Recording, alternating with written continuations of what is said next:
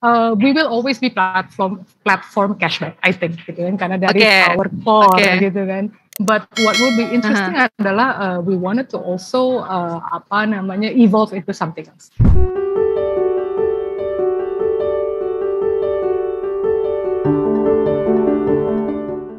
Discussion kembali hadir bersama saya Yeni Yusra, dan kali ini kita akan berbincang-bincang dengan Galuh Chandra Kirana, Country General Manager Shopback Indonesia. Hai Galuh, apa kabar? Halo Yen, apa kabar? Gue baik-baik aja. Tetap semangat ya, masih WFH ya? Yoi, masih WFH, that's why view-nya hari ini agak beda dikit. Seger banget. Oke Galuh, sebelum kita dive in ke conversation, mungkin Galuh bisa ceritakan mungkin sekilas Shopback itu sebenarnya apa sih buat mereka yang belum terlalu aware tentang Shopback Indonesia? Oke, Shopback itu actually adalah awalnya kita adalah cashback site. Basically user kita memulai belanja online mereka dari Shopback. Terus kita kasih tahu misalnya this is the better offer dari different e-commerce, OTA atau .com. Terus begitu ada dapat cashback kalau misalnya teman-teman belanja di different sites misalnya, and then continue akan di redirect to our merchant site, dan kemudian setelah mereka menyelesaikan belanja, they will get cashback. Awalnya sebenarnya kayak gitu, cuman these days we evolve to be something different. Namanya juga, the business is evolving, so we always have to evolve juga lah sesuai dengan perkembangan zaman, I would say. Jadi sekarang dikenalnya portal pra-belanja ya, bukan cashback aja ya? Betul, portal pra-belanja, karena basically again, apalagi these days ya gitu, kita lagi pandemi gitu kan, most of our I think shopping yang kita dulunya lakukan offline, I would say banyak yang sudah kita alihin ke online, hence itu jadi semakin I think masuk akal for us to give them an option, dan juga information of what or where is the place where they can find atau bisa dapat the best offer to every spending that they're going to do lah, misalnya every spending that they're going to do, kurang lebih kayak gitu. Tapi kan dulu Shopback sudah cukup lama ya Galuh ya di Indonesia hadirnya. Daily Social juga sempat mampir ke kantornya Shopback di Sleepy. Kalau dulu kan kita ngelihat mungkin kebiasaan orang untuk belanja online tuh belum terlalu banyak seperti sekarang ya. Bisa dibilang seperti ini nggak sih Galuh?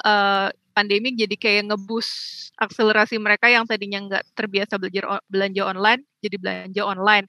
Dari Shopback sendiri ngelihatnya seperti apa sih pertumbuhan itu untuk ngedukung bisnisnya Shopback pada saat pandemi?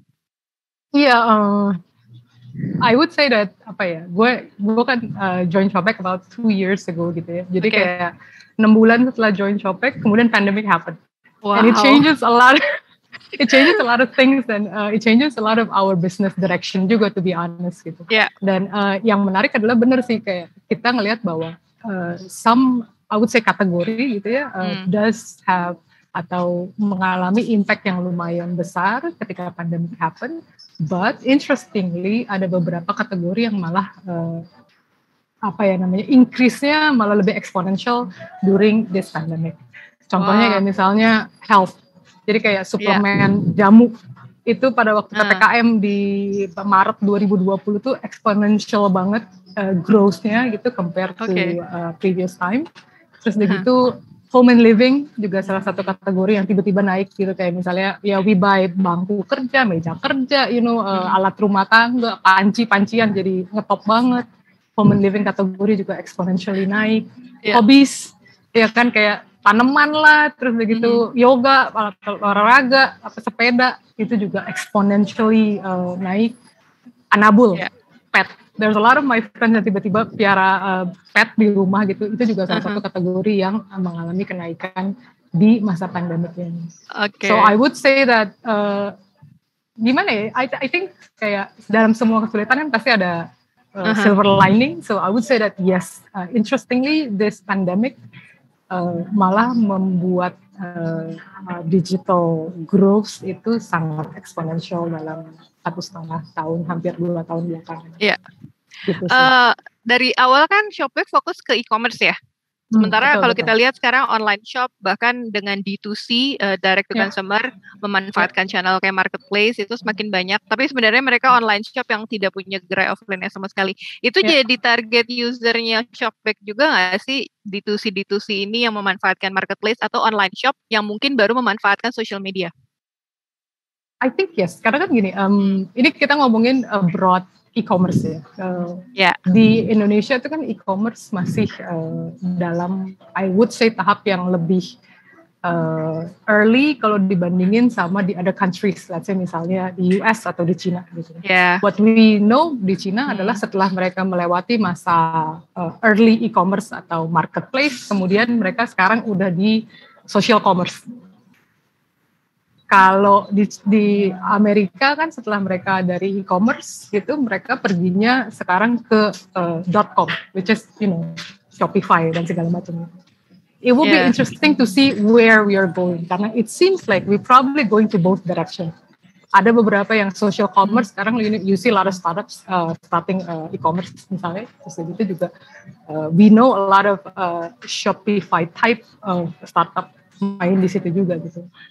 To be honest, we don't know where we're going, but what I can say sebagai pemain atau pengamat juga di bisnis ini, it will be very interesting to see where e-commerce landscape as a whole going to grow within the next year. Setelah bertransformasi menjadi portal prabelanja, cashback dan rewards-nya itu masih jalan atau sekarang 50-50 dengan riset yang sering di-share oleh tim Shopback? Masih besar nggak sih orang ngelihat Shopback sebagai platform cashback? We will always be platform cashback, I think, gitu kan, karena dari our core, gitu kan. But what would be interesting adalah we wanted to also evolve into something else. Kayak misalnya sekarang gitu ya, terutama kayak pandemic ini, dan ini juga sebenarnya feature yang kita luncurkan gitu, kayak what we see adalah user tuh lebih mindful on the way they spend their money these days. Itu adalah habit yang berubah banyak banget selama pandemi ini gitu. Kayak stacking offer, stacking promotion adalah sesuatu yang udah jadi usual these days gitu. Misalnya user tuh nentuin dulu gitu, gue pengen belanja apa, abis itu gue pengen cari waktu yang tepat untuk belanja, kayak misalnya nunggu double dates, nunggu promo, let's say misalnya payday, ya kan, karena mereka tahu pada saat itu satu offernya banyak, diskonnya banyak, dua ada banyak kupon, ya kan, yang e-commerce sediain, misalnya nomor 3 payment apa nih yang gue akan pakai gitu kan, karena dengan payment yang berbeda kadang-kadang dapat cashback yang jauh lebih tinggi gitu. Nomor 4 ya kayak Shopback ini in double dates, in kayak misalnya today payday gitu kan, kita kasih upsize untuk berbelanja di merchant tertentu. So user are more and more aware of these things, dan mereka tuh plan their time, I think, to spend supaya mereka bisa dapat keuntungan semaksimal mungkin. Iya. Menarik ya Galuh ya, karena kalau kita lihat riset yang dilakukan Shopback tuh cukup beragam dan insightful banget gitu. Tapi as a whole ya, selama 2 tahun ini Galuh ngelihat seperti apa sih perubahan consumer behavior-nya? Apakah seperti yang tadi Galuh mention, lebih fokus ke health tech, lebih aware dengan kesehatan gitu, atau mungkin ada tren lain selama 2 tahun terakhir ini? Nomor 1 adalah I think selain dari tentunya mereka pengen ada beberapa kategori yang user spend their money more into, yang pertama. Nomor 2 juga in terms of the way they spend their money, itu ya kayak tadi kita sempat obrolin gitu, bahwa mereka mau get the maximum out of semua uang yang mereka keluarkan gitu. Nomor 3 juga there's a habit of researching sebelum mereka belanja, yang probably itu tidak terlalu prominent di sebelum pandemic may happen ya. Kayak sekarang kan kayak orang tuh kalau misalnya gue pengen beli handphone lah gitu, kalau handphone lah skincare aja gitu, I would research dulu gitu, kayak misalnya ini ingredients-nya apa yang sesuai dengan apa yang gue butuhin, apa gue review produknya kayak apa, terus udah gitu gue belanjanya di toko apa. This whole process of researching before belanja adalah sesuatu yang sangat common these things. Dan ini juga sebenarnya where Shopback came in gitu kan. Kita sekarang misalnya punya feature yang namanya perbandingan harga gitu. Lu jadi nggak usah buka sekian banyak e-commerce gitu misalnya untuk bandingin harga, misalnya handphone gitu, tapi you can just type aja gitu produk apa gitu, and then you will know gitu kan. We will give you an information, curated information of semua harga ini gitu kan di different marketplaces, and it's up to you where you wanted to choose to spend or to buy from. Oke. Gitu, sekarang kan di Indonesia lagi tren 12 nih ya, iklan di mana-mana. Di platform Shopback kasih masukan nggak sih ke brand atau ke marketplace mungkin produk yang essential nih untuk dibeli, atau karena konsepnya sale ya, promo, jadi semua produk dijual aja tuh gimana nih? Mungkin bisa kasih masukan sebagai platform, atau justru sebagai platform Shopback cuma melakukan riset aja nih, kemudian setelah kegiatan selesai baru kasih reviewnya, ini loh brand yang ini, produk yang ini, seperti yang udah dirilis sebelumnya ya, transaksi travel kecantikan di Shopfest 11 kemarin ya. Itu betul. Gimana? Itu apakah based on demand atau emang itu bagian dari rencana Shopback untuk sharing ke marketplace dan brand? Sebenarnya the sharing happen both ways gitu. Jadi kan pastinya kita setiap bulan atau secara berkala tuh kita duduk bareng sama marketplaces gitu, and then we discuss gitu. Yang interest, we of course share gitu kan apa yang menarik from our end gitu. Tapi juga dari marketplace pastinya udah punya plan of what they wanted to do, what they wanna focus on gitu kan, sesuai dengan kalendernya mereka. So I think the sharing itu sih yang bikin jadi menarik gitu, karena for us we are able to see what insight yang kita bisa dapat dari both ways lah gitu kan. Dan itu yang bisa mempertajam misalnya kita punya strategi moving forward. Kayak misalnya tadi ini sempat ngomong travel gitu. Travel itu di sebelah saja increase-nya kan 10 kali gitu. Itu travelnya tuh maksudnya apa sih? Staycation atau pergi ke tempat domestik di Indonesia? Lokasi domestik gitu? Pastinya lebih banyak domestik for the time being gitu kan. Karena kan kita sekarang udah bisa travel keluar, but to be honest kan pembatasannya masih lumayan kencang lah ya, syaratnya masih lumayan banyak. Yang interesting adalah dari this kind of sharing, we are able to see bahwa ternyata how do you say?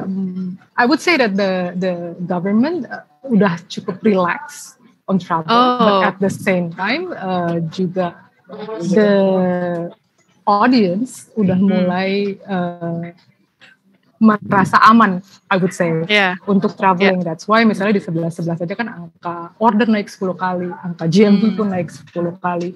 There are of course I would say cities yang tentunya jadi tujuan utama orang pergi lah gitu. Mungkin probably apalagi karena memang akhir tahun tuh kan biasanya memang the time when travel is increasing exponentially juga secara historical. Oke. Ini udah akhir tahun 2021 nih, target Shopback tahun depan apa nih, Galuh? Kalau tadi kita sempat ngomong Shopback sebagai cashback site gitu kan.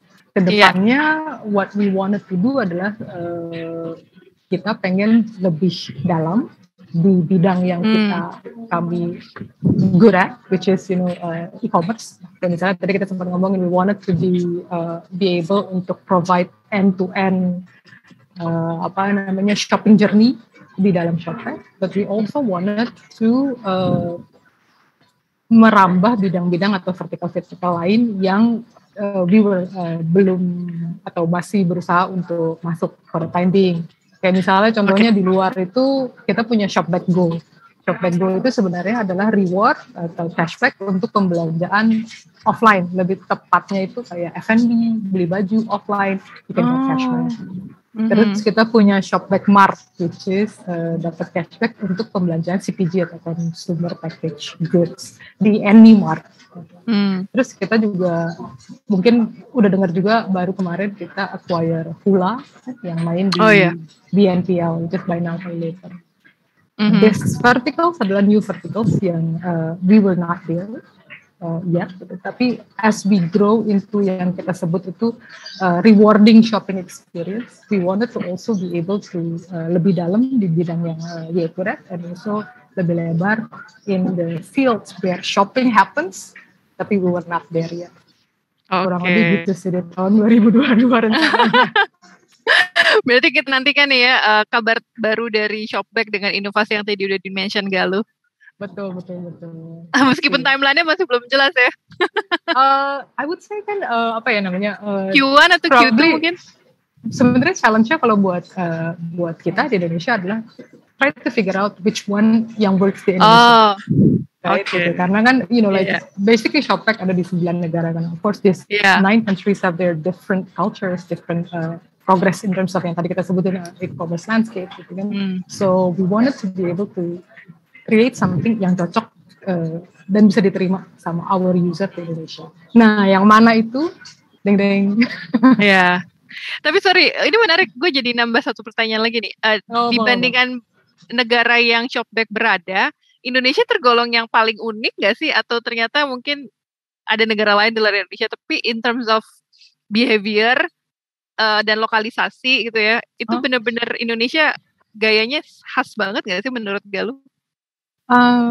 I think business problemnya berbeda. I wouldn't say unique ya, karena I would say like semua country probably unique gitu. But the problem that we have here gitu kan, dengan tadi kita ngomongin soal stages of e-commerce development as an ecosystem yang berbeda dengan negara lain, itu juga menimbulkan business problem yang berbeda. At the end of the day, Shopback can serve two parts, right? First part adalah our user, we wanted to be meaningful, we wanted to create a meaningful shopping experience for our user, but at the same time, kita kan juga a business partner to our merchants and also brands.